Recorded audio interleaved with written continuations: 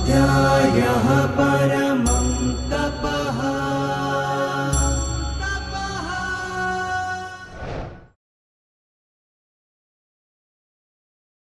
सर्वेभ्यः नमो नमः। पत्राचार द्वारा संस्कृतम् इत्यस्य परिचय इति द्वितीय सोपानस्य चतुर्थे पाठे अहं गोपालः भवतां सर्वेषां स्वागतं व्याहरामि।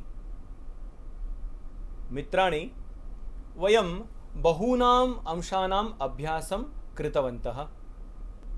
विशिष्टः अभ्यासः अस्ति पदसंग्रहः। पदसंग्रहस्य अवगमनार्थं एने समझवा माटे वयम् अत्र एकं शब्दम् उदाहरणरूपेण पश्यामः। यथा क्षाल धातुः अस्ति, तस्य अर्थः भवति धुवु। वर्तमानकाले परस्मैपदी अन्यपुरुष एकवचने क्रियापदं भवति क्षालयति। ए ज रीते जो एमां कदाच प्र उपसर्ग लागे तो वधारे आपणने समजाय। प्रक्षालयति धुवे छे। क्षालयति अर्थात पण धोवे छे। प्रक्षालयति अर्थात त्या पण थाय छे, धोवे छे। क्षालयति तत्र यदि वयं कर्तृवाक्यरचनां न कुर्मः, कर्मपदवाक्यरचनां कुर्मः। कदाचित् यदि वाक्यरचना पठनावसरे वयं कर्तरी वाक्यरचनां न इच्छामः, उदाहरणं यथा क्षालयति, माता पात्रं क्षालयति, पिता प्रांगणं क्षालयति।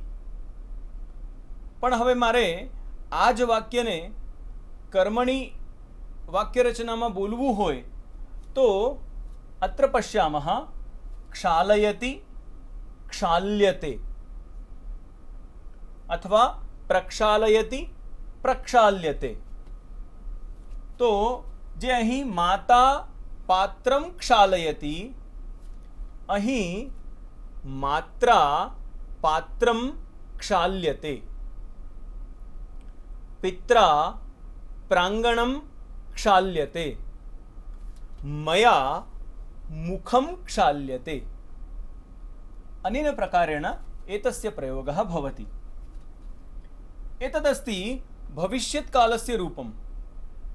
लृट् लकारस्य अन्यपुरुषस्य एकवचनस्य रूपं क्षालयिष्यति।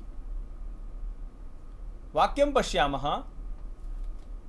रजकः ज्वरपीडितः अस्ति, तस्मात् कारणात् सः वस्त्रं न प्रक्षालयति अथवा सः वस्त्रं न क्षालयति।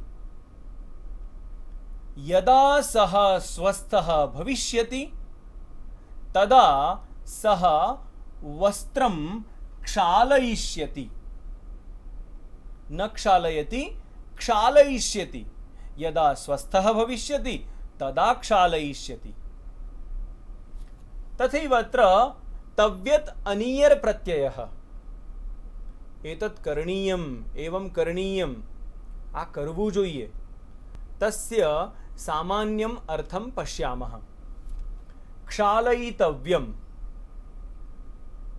प्रतिदिनं वस्त्रं क्षालयितव्यम् अथवा प्रतिदिनं मुखं क्षालनीयम्। आ करवू जोईए।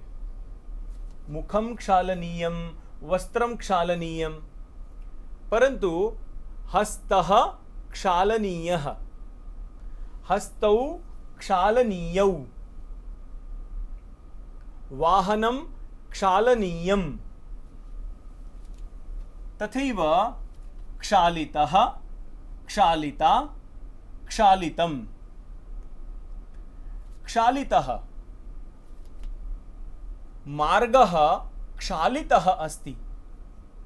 वर्षा जाता, वरसाद थई गयो, मार्गः क्षालितः अस्ति। रस्तो धोवाई गयो छे, सरस चोख्खो थई गयो छे। मार्गः क्षालितः। क्षालिता, स्थालिका भोजनं समाप्तं, स्थालिका क्षालिता, मया स्थालिका प्रक्षालिता, मैं थाली धोई नाखी, स्थालिका प्रक्षालिता अस्ति, स्वच्छा अस्ति, धोयेली थाली छे, क्षालिता। तथैव क्षालितं, स्वच्छं क्षालितं वस्त्रम् अहं धारयामि। क्षालितं वस्त्रं, धोयेलू कपडू। अत्र तवतु प्रत्ययरूपाणि सन्ति। यदि वयं लङ्लकारस्य भूतकालस्य क्रियापदानि कदाचित् वाक्यव्यवहारे उपयोक्तुं न शक्नुमः अथवा अभ्यासः नास्ति तर्हि एतद् बहु उपकारकं भवति। यथा क्षालितवान्, अहं प्रातः मुखं क्षालितवान्, अथवा सुवर्णकारः आभूषणं क्षालितवान्, सोनीए आभूषण एटले घरेणुं धोयुं। क्षालितवती, भगिनी छदीं क्षालितवती, बहने धाबू जे छे छदी छत धाबू ए स्वच्छ कर्युं, धोई नाख्युं, तो भगिनी क्षालितवती।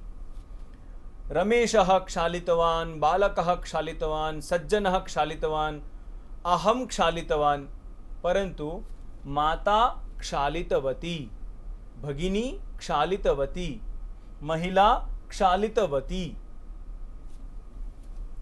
अत्र पश्यामः, एतदस्ति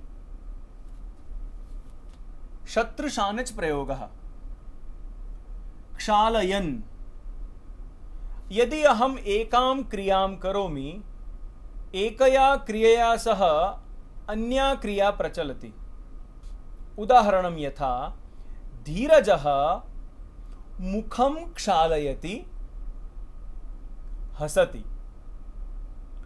धीरजः मुखं क्षालयन् हसति। मुखं क्षालयन् धीरजः किं करोति? हसति। मुखं क्षालयन् धीरजः हसति। क्षालयन्ती, यदि काचित् महिला एकया क्रियया सह अन्यां क्रियां करोति तर्हि किम्?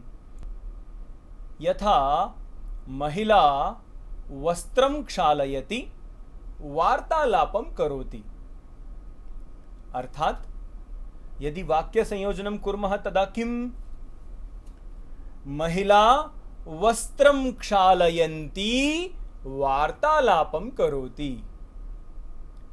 एका क्रिया प्रचलति, अन्यां क्रियामपि करोति। वस्त्रं क्षालयन्ती वार्तालापं करोति। अत्र पश्यामः, क्षालयित्वा एका क्रिया समाप्ता भवति, अन्यस्याः क्रियायाः तत्र संयोजनं भवति। वयं वदामः सम्बन्धकभूतकृदन्तप्रयोगः। क्षालयित्वा, अत्र सज्जनः वस्त्रं क्षालयित्वा, प्रथमां क्रियां वदामि। सज्जनः वस्त्रं क्षालयति, सज्जनः वस्त्रं शोषयति। सज्जनः वस्त्रं क्षालयित्वा शोषयति। अथवा महिला पात्रं क्षालयति, महिला जलं पिबति। प्रथमं किं करोति? पात्रं क्षालयति, वासण धुवे छे। पश्चात किं करोति? जलं पिबति। महिला पात्रं क्षालयित्वा जलं पिबति। पाणी पीवानो ग्लास छे गंदो छे, तो चषकं क्षालयति, जलं पिबति। चषकं क्षालयित्वा जलं पिबति। जो अहींया क्षालयतिनी जग्याए प्रक्षालयति होय, तो અહીં ત્વા પ્રત્યયની જગ્યાએ લ્યપ પ્રત્યય થાય. એટલે લ્યપમાં ત્વા નહીં પરંતુ પ્રક્ષાલ્ય. અર્થ સમાનઃ. ફરીથી પાછું. મહિલા પાત્રમ પ્રક્ષાલયતિ જલમ પિબતી. પાત્રમ અર્થાત ચષકઃ. મહિલા ચષકમ પ્રક્ષાલયતિ જલમ પિબતી.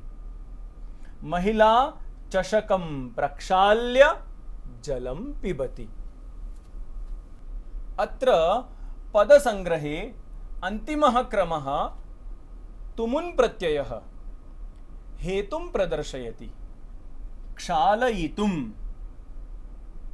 यथा काचित् गृहिणी सरोवरं गच्छति, नदीतीरं गच्छति.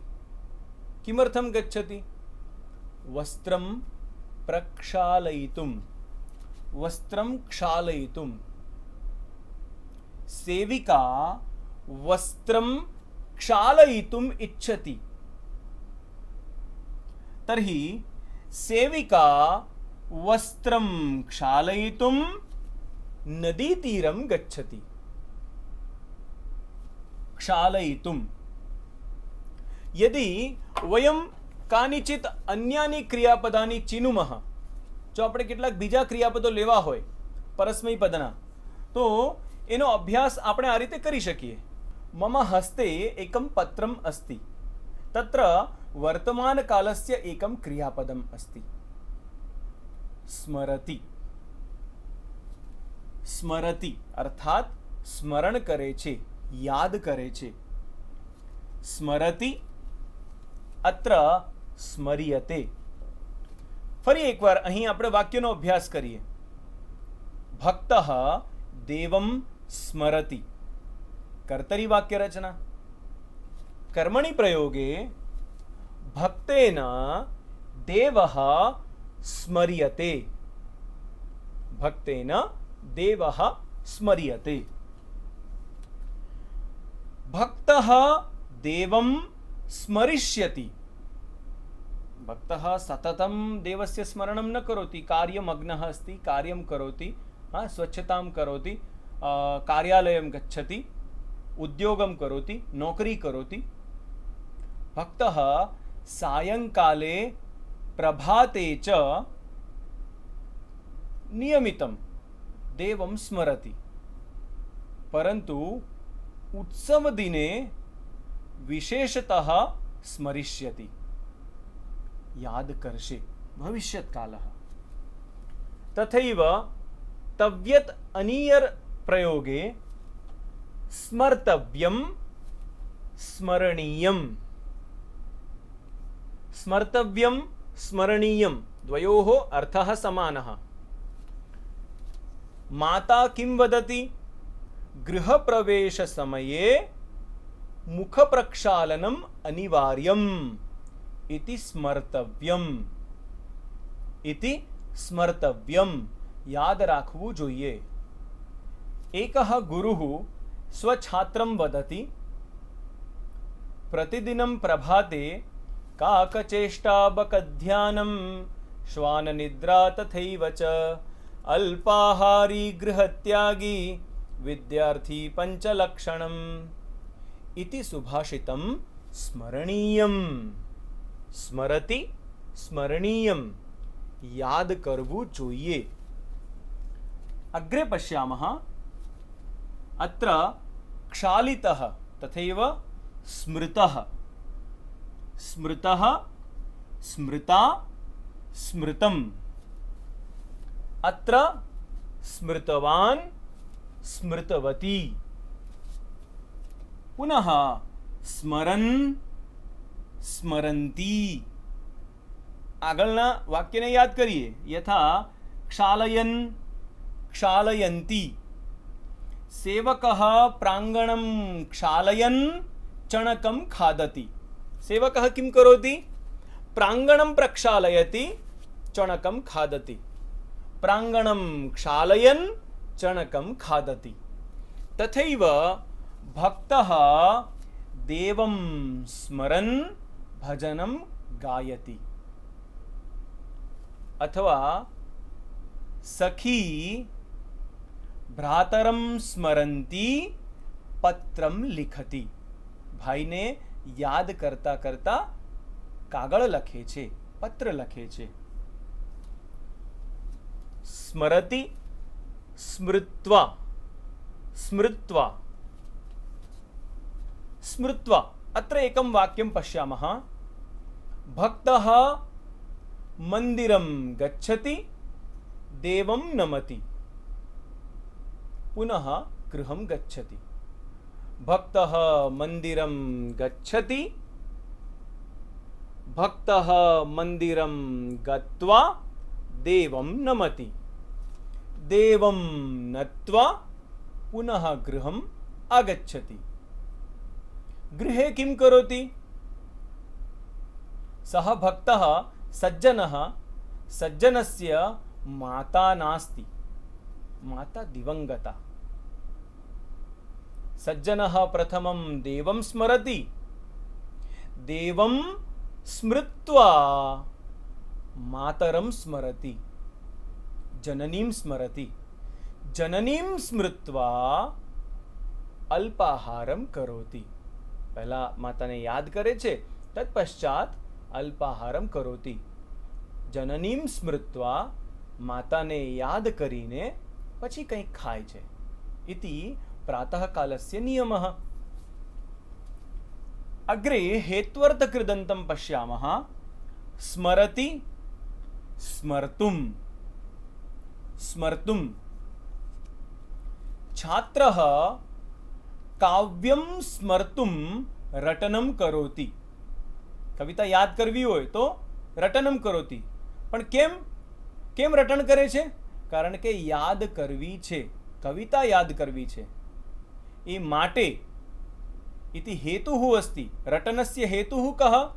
स्मरणं. छात्रः काव्यं स्मर्तुं रटनं करोति. वयम् अन्येषामपि क्रियापदानाम् अत्र अनेन प्रकारेण पदसङ्ग्रहं कर्तुं शक्नुमः. पठति, पठति, पठ्यते, पठिष्यति, पठितव्यं, पठनीयं, पठितः, पठिता, पठितं,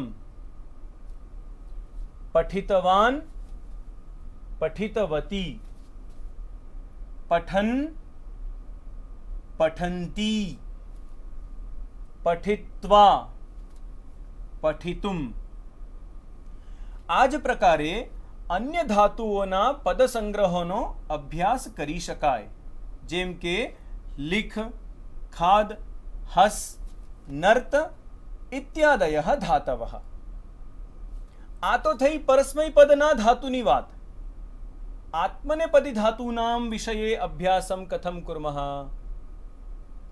પદ સંગ્રહમાં આપણે જે ધાતુઓ જોયા એ પરસ્મૈપદી હતા. એક આત્મનેપદી ધાતુનો પણ આપણે અભ્યાસ કરીએ.